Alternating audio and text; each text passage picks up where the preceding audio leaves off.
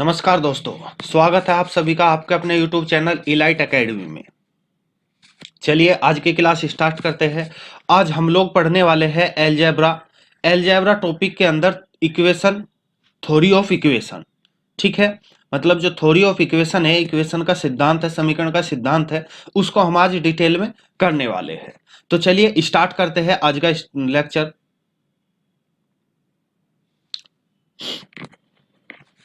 देखिए जी, सबसे पहले हम बात करते हैं जो बाइनोमियल इक्वेशन होती है, क्वाड्रेटिक इक्वेशन होती है। जैसे मान लिया जाए जो बेसिक फॉर्म है क्या होता है, a x square plus b x plus c equal 0। ठीक है, इसको क्या बोला जाता है, द्विघात समीकरण। क्या? द्विघात समीकरण। सबसे पहले हम इसकी कुछ प्रॉपर्टी जान लेते हैं। द्विघात समीकरण है तो इसके मतलब मूल कैसे कैसे होंगे, मूल क्या होंगे, क्या हम बिना सोल्व करे पता कर सकते हैं कि इसके मूल कैसे होंगे? तो देखिएगा, यहां पे हम एक फॉर्मूला होता है d equal to B square minus 4ac। इसको बोला जाता है विवित कर। ठीक है, विवित कर, या इंग्लिश में बोलते हैं डिस्क्रीमेंट। तो यदि आप ये निकाल लोगे d equal B square minus 4ac, तो यहां से हम डायरेक्ट पता कर सकते हैं कि इसके मूल रियल होगे, वास्तविक होगे, या फिर काल्पनिक होगे, या कैसे होगे। ठीक है, चलिए जी, इसके बारे में थोड़ा सा हम रूल लिख लेते हैं। नंबर वन क्या है, देखिएगा, यदि बी डी इक्वल 0 होगा, ठीक है, यदि डी इक्वल 0 होगा तो डी इक्वल 0 का मतलब आप बोल सकते हो B square minus 4ac equal 0, या आप कह सकते हो बी स्क्वायर इक्वल होगा 4ac के। जब ये कंडीशन होगी तो इसके जो मूल होंगे, मूल मतलब रूट, ठीक है, जो इसके रूट्स होंगे वो क्या होंगे, वो वास्तविक होंगे, वास्तविक होगे, वे इक्वल होगे, समान होगे। बात क्लियर? यदि डी बराबर 0 है तो उसके मूल वास्तविक होगे और समान होगे। मान लिया जाए यदि डी ग्रेटर देन 0 है, ठीक है, डी ग्रेटर देन 0 है मतलब पॉजिटिव है, पॉजिटिव है तो इसके मूल वास्तविक तो होगे, मूल वास्तविक तो होगे, लेकिन समान नहीं होगे, असमान होगे। बात क्लियर? इसके मूल कैसे होगे, असमान होगे। थर्ड कंडीशन क्या है, यदि d लेस देन 0, जब d की वैल्यू लेस देन 0 होगी मतलब नेगेटिव में होगी, नेगेटिव होगी, तो इसके मूल कैसे आ जाएंगे, तब इसके मूल क्या आएंगे, काल्पनिक आएंगे। क्या आएंगे? काल्पनिक आएंगे। बात क्लियर? मूल्य क्या होगे, काल्पनिक, मतलब इमेजिनरी होगे। ठीक है, चलिए जी, इसके बाद दो प्रॉपर्टी और है। वैसे मैक्सिमम क्वेश्चन यहीं से आएगा, लेकिन यदि क्वेश्चन को कठिन बनाना हो या मतलब एग्जामिनर फंसाना चाहता हो तो वो क्वेश्चन यहां से बनेंगे। कैसे? कि यदि डी की वैल्यू ग्रेटर देन 0 तो है, मतलब 0 से बड़ी तो है। इसके बाद यदि डी की वैल्यू एक पूर्ण वर्ग है, एक पूर्ण वर्ग है, परफेक्ट स्क्वायर है, परफेक्ट स्क्वायर है, ठीक है, तब क्या होगे, तब जो इसके मूल होगे, पूर्ण वर्ग है, पूर्ण वर्ग है तो सीधी सी बात है 0 से बड़ा होगा, तब इसके मूल वास्तविक तो होगे, लेकिन रियल तो होगे, लेकिन उसके अंदर जो फ्रैक्स मतलब पार्ट होता है परमेय और अपरिमेय का, तब इसके रूट क्या होगे, परिमेय होगे। बात समझ आई? परिमेय होगे, मतलब ग्रेटर देन 0 है और परफेक्ट स्क्वायर है तो इसके परिमेय होगे, मतलब रेशनल होगे। बात समझ आई? और यदि मैं बोल दूं कि d की वैल्यू d ग्रेटर देन 0 तो है, लेकिन ये परफेक्ट स्क्वायर नहीं है, एक पूर्ण वर्ग नहीं है, तब इसके मूल कैसे होंगे, अपरिमेय होंगे, अपरिमेय होंगे। कब? जब ये पूर्ण वर्ग नहीं होगा, नहीं होगा। बात क्लियर आई? चलिए जी, देखिएगा, हम यहाँ पे क्या पढ़ रहे हैं, मतलब इसके मूल कैसे होंगे। यदि हम इन मूलों को मतलब निकाले कैसे, यदि हमें कोई मूल निकालना हो तो हम निकालेंगे कैसे? ठीक है,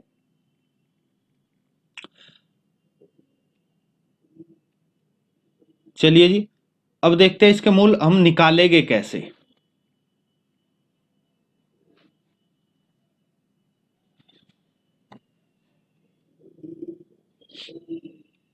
देखिए यहां पे देखिएगा,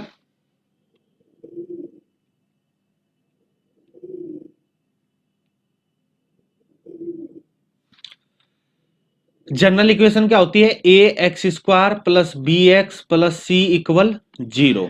ये मूल समीकरण होती है, मतलब सामान्य फॉर्मूला होता है, जनरल फॉर्मूला होता है किसका, द्विघात समीकरण का।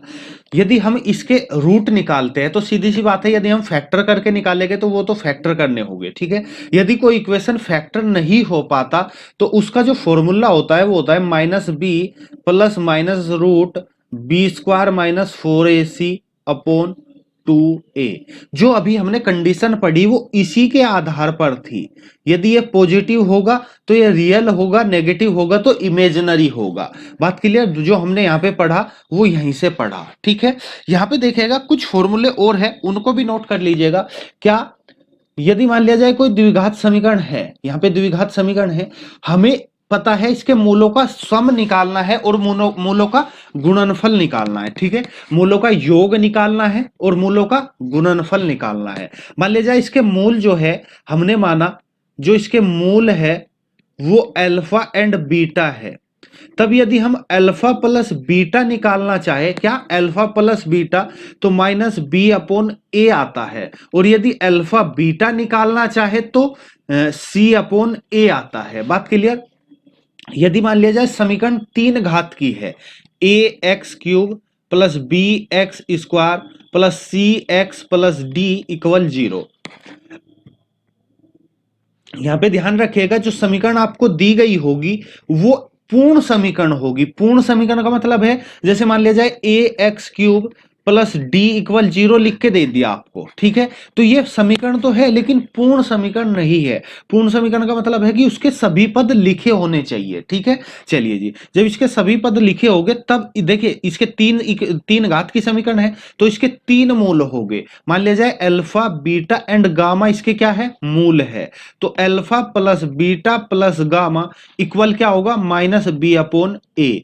और alpha beta plus beta gamma plus gamma alpha क्या आ जाएगा निकल के, तब आ जाएगा सी अपॉन ए। और यदि हम तीनों मूलों को गुणनफल निकालने लगे तो वो आएगा माइनस डी अपॉन ए। बात क्लियर। चलिए जी, यहां पे देखिएगा कुछ जनरल फॉर्मूला है, उसको आप नोट कर लीजिएगा तो अच्छा रहेगा। कैसे, देखिएगा।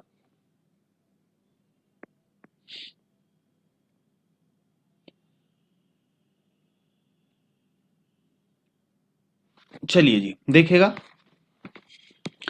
यदि मान लिया जाए 2 घात की समीकरण है, 3 घात की समीकरण है तो डायरेक्ट हम निकाल सकते हैं।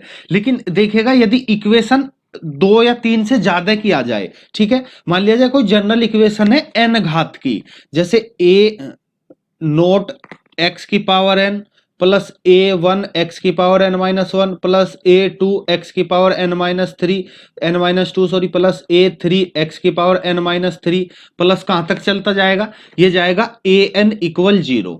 ये कोई जनरल इक्वेशन है, तब आपको इसके मूलों का सम निकालना है, ठीक है। तो ये आ जाएगा समेशन अल्फा 1 इक्वल, मतलब अलग अलग सबका सम आएगा, -1 की पावर 1 -1 की पावर 1, ठीक है। कोफिशेंट ऑफ x की पावर n-1, यहां पे आएगा कोफिशेंट मतलब गुणांक, x की पावर n-1 का गुणांक। और डिवाइड में एचआर पद, क्या, सॉरी एचआर पद नहीं, x की पावर n का गुणांक, क्या, x की पावर n का गुणांक, ठीक है। देखिएगा यदि हमने अलग अलग का किया है, मतलब सबका सेपरेट का सम निकाल रहे हैं तो ये आएगा, ठीक है। यदि मैं यहां समेशन अल्फा 1 अल्फा 2 दो मूल लिए, उन दोनों का पेयर में मल्टीप्लाई करेंगे, उन सबको जोड़ेंगे तो क्या आएगा, -1 की पावर 2, यहां पे कितने मूल है 2, तो यहां पे पावर करेंगे 2, एक्स की पावर n-2 का गुणांक और अपोन में x की पावर n का गुणांक। बात समझ आई। देखिए जैसे हमने समेशन अल्फा 1 अल्फा 2 अल्फा 3 लिखा, तीन तीन मूलों को गुणनफल किया और उन सब का सम निकाला, तो -1 की पावर क्या आएगा 3, यहां पे क्या आ जाएगा x की पावर n-3 का गुणांक, ठीक है। और अपोन में x की पावर n का गुणांक। इसी तरीके से यदि मान लिया जाए सभी का गुणनफल निकाल लिया जाए, alpha 1, alpha 2, alpha 3, alpha n, तो यह आ जाएगा -1 की पावर n इंटू में एक्स की एच आर पद और अपोन में x की पावर n का गुणांक। बात समझ आई? चलिए जी, ये देखिएगा ये है सब जनरल फॉर्मूला यहां पर क्लियर। मतलब ये आपको याद रखना है कि इक्वेशन यदि दो ऑर्डर से ज्यादा आ जाएगी, मतलब द्विघात समीकरण से बड़ी हो या जिसकी घात 3 या 3 से ज्यादा हो, ठीक है, 3 के लिए भी डायरेक्ट फॉर्मूला है, लेकिन यदि 4 है, 5 है, 6 है, तो उन सब के लिए आप यहां से अप्लाई कर सकते हो। बात क्लियर? चलिए जी, अब हम नेक्स्ट चलते हैं।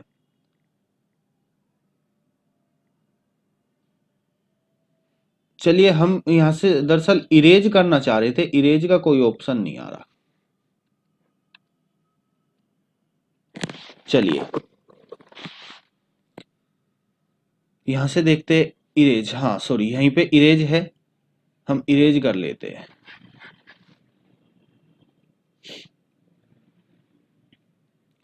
यहां तक उम्मीद है, देखिए ये कंसेप्ट जो आपने पढ़ा, ये बिल्कुल मतलब ये कंसेप्ट आपको बिल्कुल अच्छे से रट लेना है, इसके बिना आपके क्वेश्चन नहीं हो पाएंगे, ठीक है। चलिए चलिए, अब हम क्वेश्चन स्टार्ट करते हैं। क्या करते हैं? क्वेश्चन स्टार्ट करते हैं। देखिए पहला क्वेश्चन देखेगा, जो बेसिक कंसेप्ट था वो हमने सब डिटेल में कंसेप्ट को समझा, कैसे कैसे क्या फॉर्मूले हो गए, ठीक है। अब हम उनको क्वेश्चन में अप्लाई करेंगे, क्वेश्चन में कैसा होगा। पहला क्वेश्चन देखेगा, यदि समीकरण x square minus 2x plus 4 equal 0 है, के मूल अल्फा एंड बीटा है, के मूल अल्फा व बीटा है, ठीक है। देखिएगा ये यूपी में हिंदी में और इंग्लिश में, वैसे तो दोनों ही लैंग्वेज में क्वेश्चन आएगा, लेकिन हम दोनों लैंग्वेज बाइलैंग्वेज ही करेंगे। इंग्लिश हिंदी में मैं लिख दिया करूंगा और इंग्लिश में बोल दिया करूंगा, ठीक है। चलिए जी, अल्फा एंड बीटा इसके मूल है, देन तो अल्फा की पावर n प्लस बीटा की पावर n का मान ज्ञात कीजिए, ठीक है। देखिएगा यदि इफ द इक्वेशन दिया गया है, इक्वेशन के जो रूट्स है वो अल्फा एंड बीटा है, ठीक है। If alpha and beta be the roots of the equation this, then find the value of alpha की पावर n प्लस बीटा की पावर n। अब आपको देखिएगा इसकी वैल्यू निकालनी है, तो जब आप यहां पे सॉल्यूशन करेंगे, तो सॉल्यूशन करेंगे, क्या करेंगे, देखिए यदि हम यहां पे फैक्टर करते हैं तो क्या फैक्टर हो जाएंगे, 2 के 4 के ऐसे फैक्टर। यहां पे आप लिखोगे दिया गया समीकरण x square minus 2x plus 4 equal 0, equation first. अब आप देखिएगा यहां पे यदि मैं x 4 के फैक्टर करूं, फैक्टर मतलब गुणनखंड करते हैं, तो क्या ऐसे गुणनखंड है जिसका सम या डिफरेंस 2 आ जाएगा? तो आप बोलोगे नहीं। जब नहीं, तो यहां पे जब हम वैल्यू निकालेंगे वो फॉर्मूले से निकालेंगे, किससे? बाई श्रीधराचार्य, जो फॉर्मूला आपको लिखवाया था, क्या, x equal minus B plus minus root B square minus 4ac upon 2a। ये फॉर्मूला एक श्रीधराचार्य नामक वैज्ञानिक ने दिया था, मैथमेटिशियन ने दिया था, ठीक है। तो इसको डायरेक्ट हम श्रीधराचार्य फॉर्मूला भी बोल देते हैं। तो इसमें रख के हम x की वैल्यू निकालेंगे, ठीक है। तो बाय फॉर्मूला यहां पे आप x इक्वल क्या आ जाएगा, या यहां पे लिख लीजिएगा, since a equal 1, b equal -2 and c equal 4, this implies x equal क्या होता है, minus B plus minus B square minus 4ac upon 2a। Put the value, यानी कि a b c का मान रखने पर, मान रखने पर। बात समझ आई? जब यहां पे आप वैल्यू पुट करेंगे तो क्या जाएगा, minus B minus minus 2 plus minus root -2 का square -4 into A into C upon में 2 इंटू 1।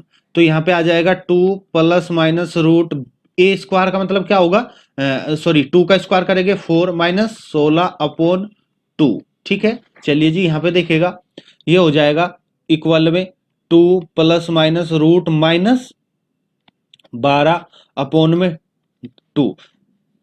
यहां से क्या आ जाएगा, देखिए इसको मैं लिख सकता हूं 3 into 4। तो जो ये 4 है, 4 में से 2 बाहर आ जाएगा, तो ये हो जाएगा 2 plus minus 2 square root of -3 upon 2।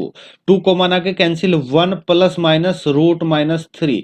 इसको आप लिख सकते हो √3 इंटू √-1, और इसकी वैल्यू होती है आई, तो ये हो जाएगा प्लस माइनस √3 आई।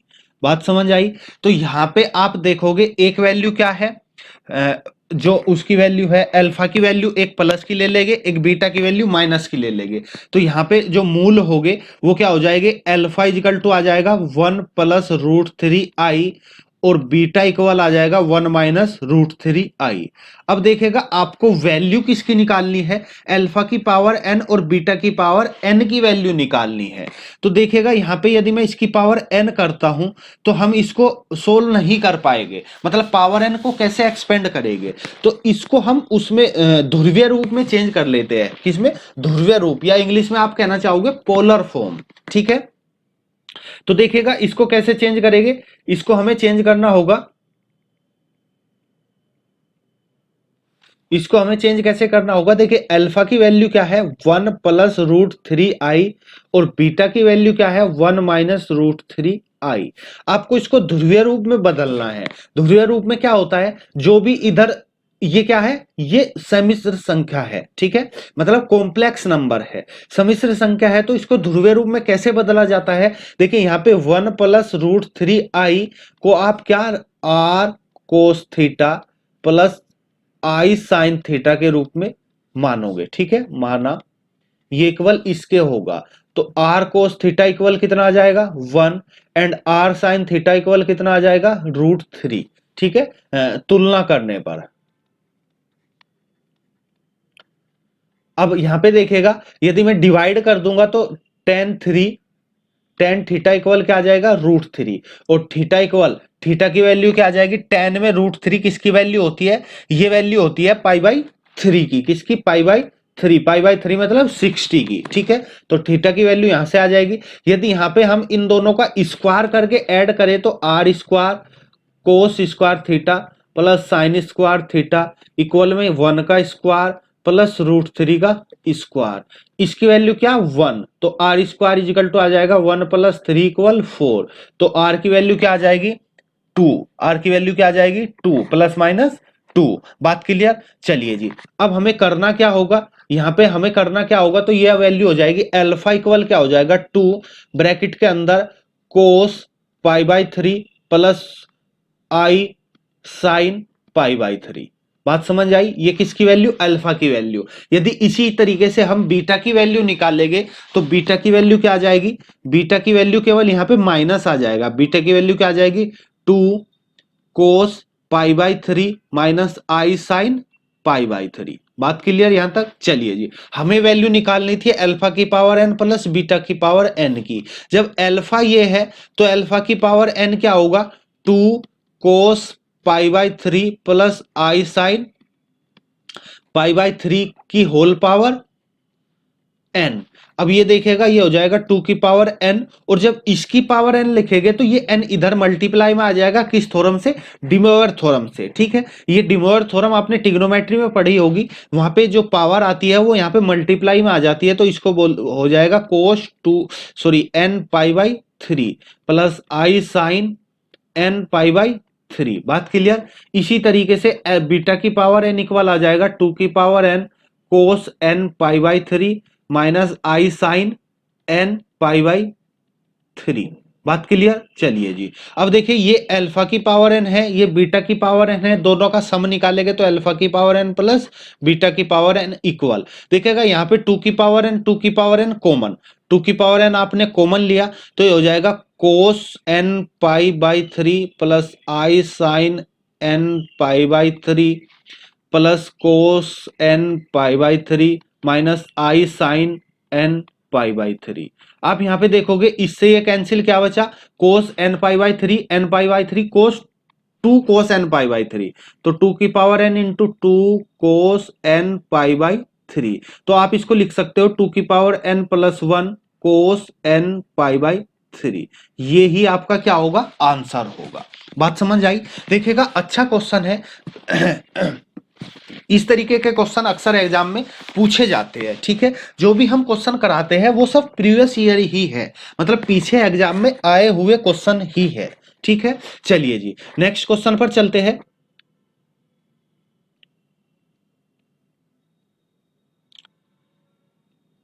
चलिए, दरअसल ये थोड़ा हमारा काम कम कर रहा है, पता नहीं, समझ नहीं आ रही बात क्या हुआ।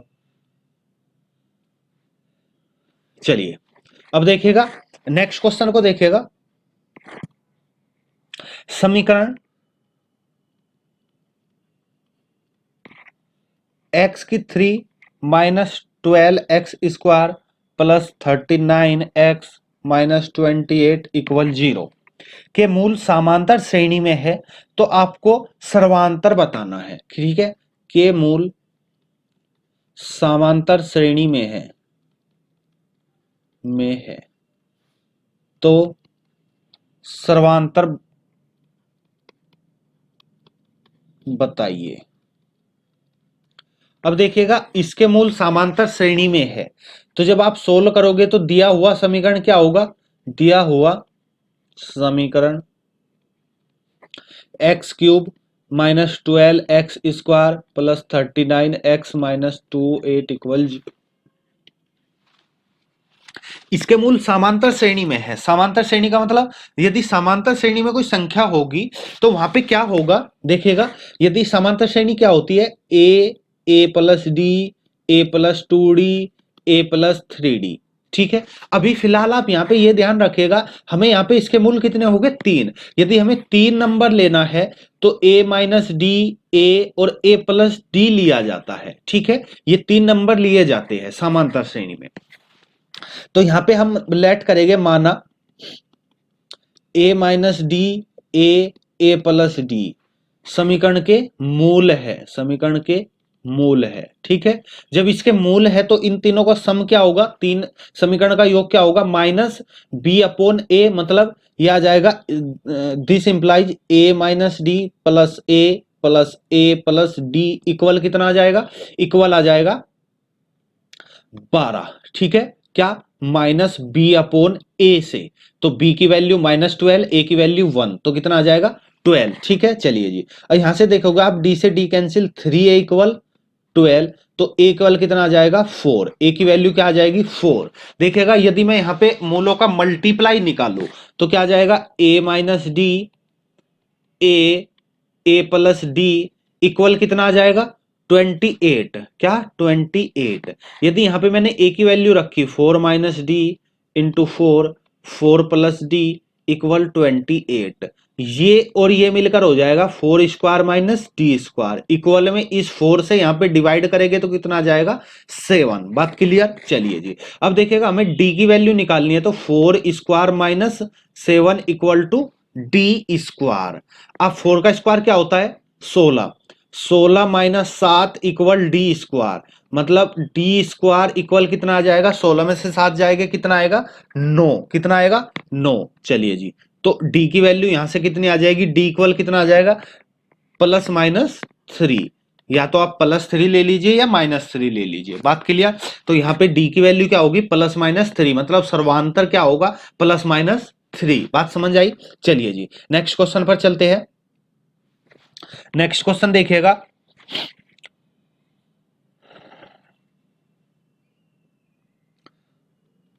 इसने कहा यदि समीकरण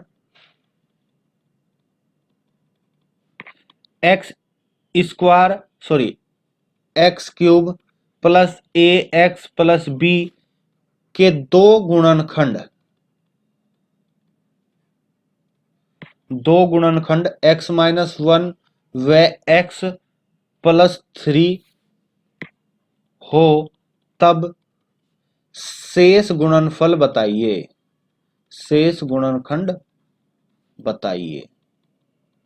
देखिएगा यहाँ पे क्या है, मतलब इक्वेशन दी गई है, ठीक है, इसके दो फैक्टर दिए गए हैं और तीसरा फैक्टर आपसे पूछा गया है। तो जब आप इसका सॉल्यूशन निकालेंगे, देखिएगा यहाँ पे लिखना है दिया गया इक्वेशन क्या है x की 3 प्लस ए एक्स प्लस बी इक्वल 0। ठीक है, समीकरण फर्स्ट। उसने कहा ये और ये इसके गुणनखंड है, गुणनखंड है मतलब एक्स माइनस वन एंड और एक्स प्लस थ्री फर्स्ट के गुणनखंड है, तो x इक्वल वन और x इक्वल माइनस थ्री इसको संतुष्ट करेगा, समीकरण एक को संतुष्ट करेगा करेगा। ठीक है, अब देखिएगा जब हमने x बराबर वन रखा तो यहां पे आप x बराबर वन रखिएगा, one plus A plus B equal 0। आप कह सकते हो a plus B equal minus one, equation second. और जब आप माइनस थ्री रखोगे तो माइनस थ्री का क्यूब, माइनस थ्री का क्यूब आएगा, माइनस थ्री का cube minus 27 minus three A plus B equal 0। तो आप यहां से कह सकते हो minus three A plus B equal plus हो जाएगा 27, इक्वेशन थर्ड। अब आप इन दोनों को सोल्व करके ए और बी की वैल्यू निकालोगे। पहले क्या निकालेंगे, इन दोनों को सोल्व करेंगे और ए और बी की वैल्यू निकालेंगे। देखिएगा यदि यहां पे देखिएगा यदि इसमें से मैं इसको घटा देता हूं, यानी कि one minus sorry second minus three कर देते हैं, तो ये आ जाएगा माइनस माइनस थ्री ए और बी से B cancel equal minus one minus 27। तो ये कितना आ जाएगा, minus minus plus four A equal minus 28। मतलब ए इक्वल कितना आ जाएगा, माइनस सेवन। ठीक है, माइनस सेवन, ए की वैल्यू सेवन आ गई। ए की वैल्यू यदि आप यहां पे पुट करोगे ए की वैल्यू, तो minus seven plus B equal minus one, तो बी इक्वल आ जाएगा seven minus one equal six. किसकी वैल्यू, बी की वैल्यू आ गई सिक्स। तो बी की वैल्यू समीकरण ए में पुट करने पर, ए और बी की वैल्यू समीकरण ए में जब पुट करेंगे तो इक्वेशन आपकी क्या बनेगी, इक्वेशन आपकी बनेगी, इक्वेशन बनेगी एक्स की three minus seven x plus six equal 0। ये समीकरण आपकी है। और दो फैक्टर क्या है, एक्स माइनस वन और एक्स प्लस थ्री, ये दोनों इसके फैक्टर है। तो सीधी सी बात है, जो इन दोनों का गुणनफल आएगा उससे यदि हम इसको डिवाइड कर दे तो क्या बचेगा, तीसरा गुणनखंड बचेगा। ठीक है, या फिर यहां पे आप कोशिश कीजिए कि ये बन जाए या फिर ये बन जाए, इस टाइप से बनाने की कोशिश करेंगे तो हम इसके फैक्टर तक पहुंच सकते हैं। चलिए कैसे भी कर लीजिए, हम करते हैं इसके फैक्टर से। ठीक है, जो x की पावर थ्री है हमें x माइनस वन बनाना है, x माइनस वन बनाएंगे तो माइनस एक्स स्क्वायर होना चाहिए। यहाँ पे माइनस एक्स स्क्वायर होगा तो प्लस एक्स स्क्वायर भी करना पड़ेगा क्योंकि x की टर्म यहाँ पे नहीं है। बात समझ आई। चलिए अब हमें फिर यहाँ पे माइनस एक्स लेना है, तो माइनस एक्स यहाँ पे लेंगे, माइनस सेवन एक्स है तो माइनस सिक्स एक्स लिखना पड़ेगा और सिक्स इक्वल 0। बात क्लियर। चलिए अब देखिएगा यहाँ पे यदि इन दोनों में से एक्स स्क्वायर हमने कॉमन लिया तो क्या बचेगा, एक्स माइनस वन। यहां से हमने प्लस एक्स कॉमन लिया तो क्या बचेगा, एक्स माइनस वन। यहां से हमने माइनस सिक्स कॉमन लिया तो एक्स माइनस वन इक्वल 0। अब आप देखोगे एक्स माइनस वन कॉमन आया, x square plus x minus six equal 0। अब आप इसके फैक्टर करोगे तो x minus one x square plus three x minus two x minus six equal 0। X minus one, यहाँ पे आपने x कॉमन लिया, क्या बचा, x plus three, minus two common लिया, क्या बचा, x plus three equal 0। X minus one, यहां से x प्लस थ्री कॉमन और क्या बचा, x माइनस टू इक्वल 0। तो आपसे शेष गुणनखंड पूछा हुआ था। शेष गुणनखंड क्या है, ये दोनों आपको दिए गए हैं, तो शेष गुणनखंड x माइनस टू। तो आप लिखेंगे शेष गुणनखंड इक्वल क्या, x माइनस टू। यही क्या होगा, आपका आंसर होगा। बात क्लियर। चलिए जी, उम्मीद है बिल्कुल अच्छे से आपको समझ आया होगा। चलिए नेक्स्ट क्वेश्चन पर चलते हैं। नेक्स्ट क्वेश्चन देखिएगा। नेक्स्ट क्वेश्चन है समीकरण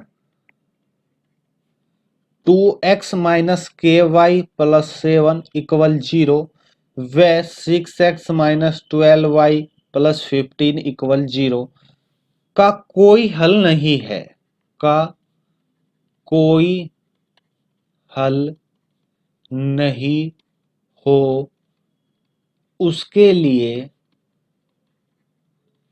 k का मान ज्ञात कीजिए।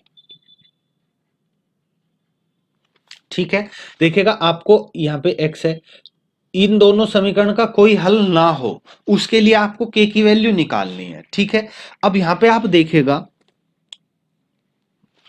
एक बेसिक कंसेप्ट है, उसको थोड़ा सा समझिएगा। दो इक्वेशन है a1x plus b1y plus c1 equal 0, a2x plus b2y plus c2 equal 0। ये दो इक्वेशन है, इसमें दो कंडीशन होती है। क्या?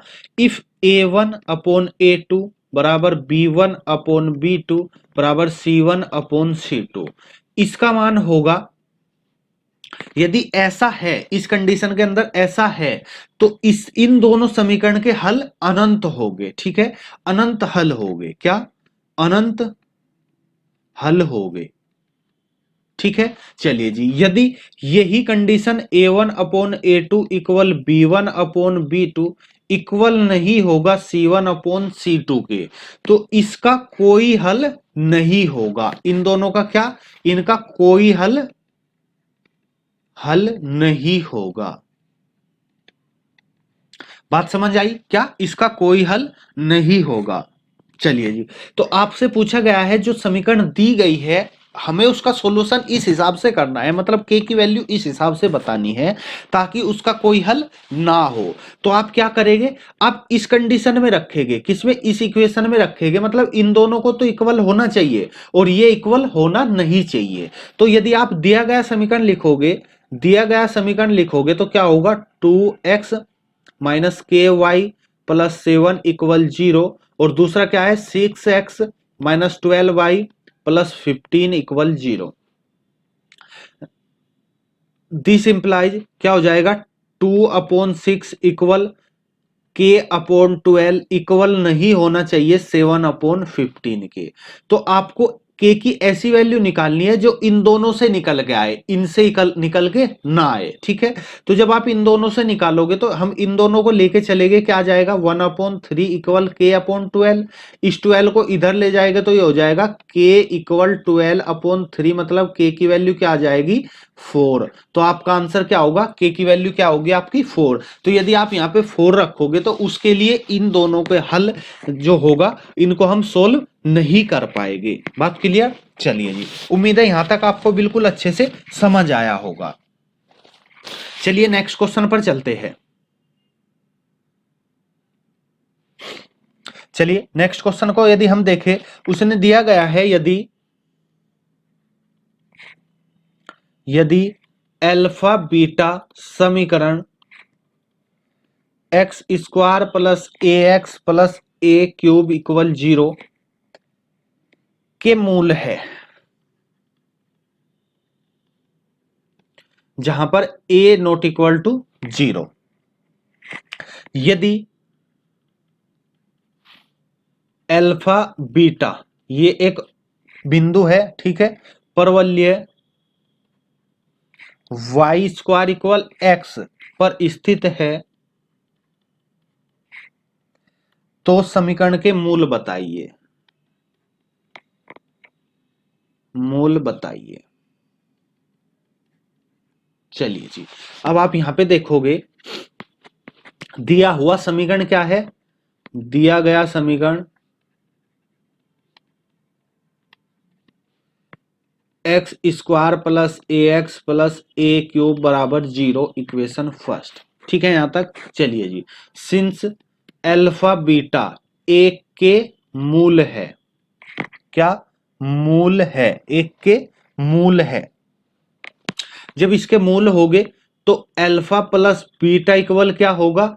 Minus A, and alpha beta क्या होगा? ए क्यूब। यहां तक कोई दिक्कत नहीं। चलिए जी, इसको हम सेकंड डाल लेते हैं। लेकिन जो अल्फा बीटा है बिंदु वाई स्क्वायर बराबर एक्स पर स्थित है, इसका मतलब क्या होगा? बीटा का स्क्वायर इसका होगा ए अल्फा के, ठीक है। तो जो ये अल्फा की वैल्यू है हमने यहाँ पे पुट की, तो दिस इंप्लाइज ये हो जाएगा बीटा की क्यूब इक्वल ए क्यूब। तो यहाँ से आप सोल्व करोगे तो बीटा इक्वल क्या आ गया, ए। बीटा की वैल्यू ए यहाँ पे पुट कीजिएगा, तो अल्फा प्लस ए इक्वल माइनस ए, तो अल्फा की वैल्यू -2a। अल्फा और बीटा की वैल्यू आ गई -2a। यहां तक कोई कंफ्यूजन नहीं होना चाहिए। चलिए जी ठीक है। अब जो अल्फा और बीटा की वैल्यू निकल के आई, ये हम वैल्यू कहां पे रखेंगे? देखिए अल्फा की वैल्यू क्या है 2a, बीटा की वैल्यू क्या है a, ठीक है। चलिए अब हम दोनों, हमें क्या करना है, इसकी वैल्यू कहां पे पुट करनी है?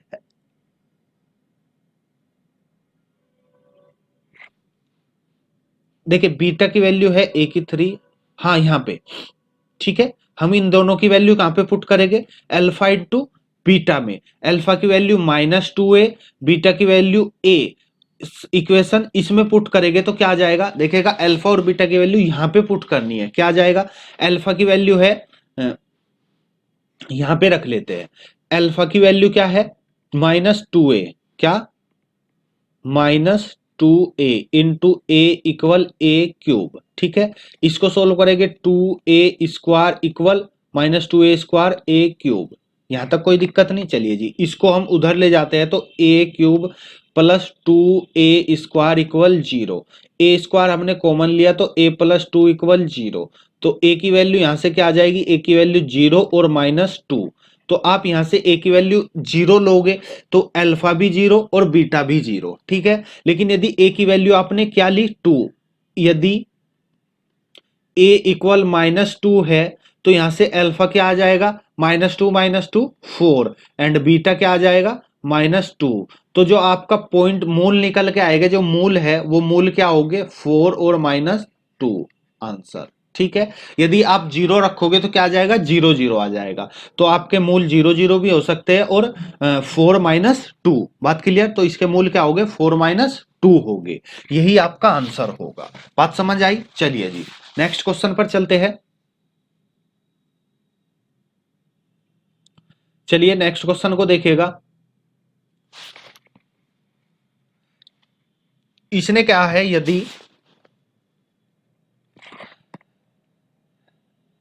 यदि समीकरण x² प्लस x प्लस ए इक्वल 0, जहां पर a की वैल्यू क्या है? ग्रेटर देन 0 है, के मूल वास्तविक एवं असमान है, के मूल वास्तविक व असमान है, तब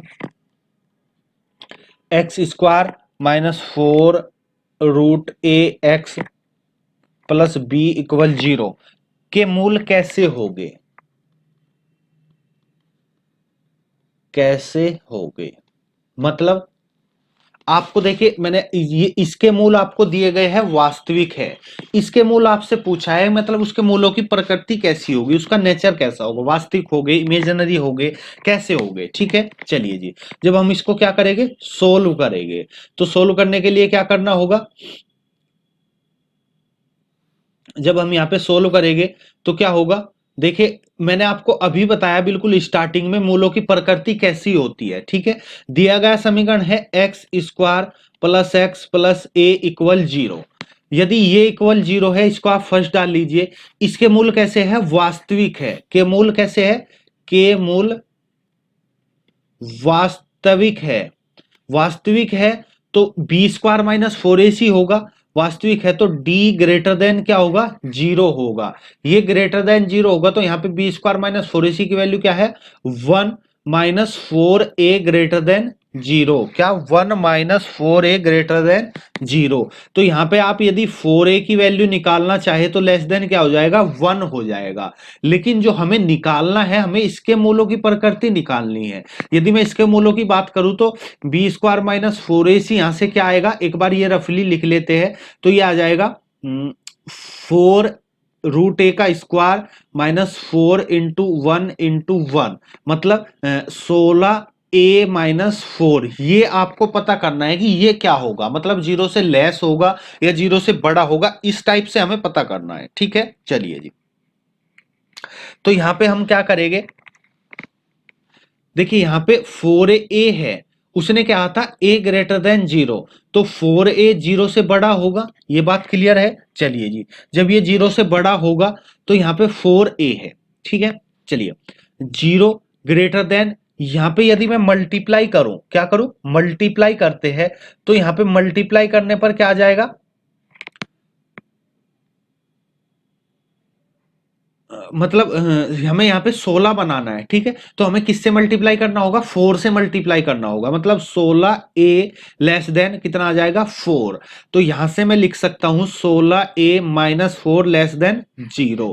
अब आप ये वैल्यू किसकी है, ये वैल्यू इसके d की है, ये d तो होता है d की है, यानी कि d लेस देन 0 समीकरण 2 के लिए, समीकरण 2 के लिए इसको आप सेकंड डाल लोगे ना, तो 2 के लिए। ठीक है,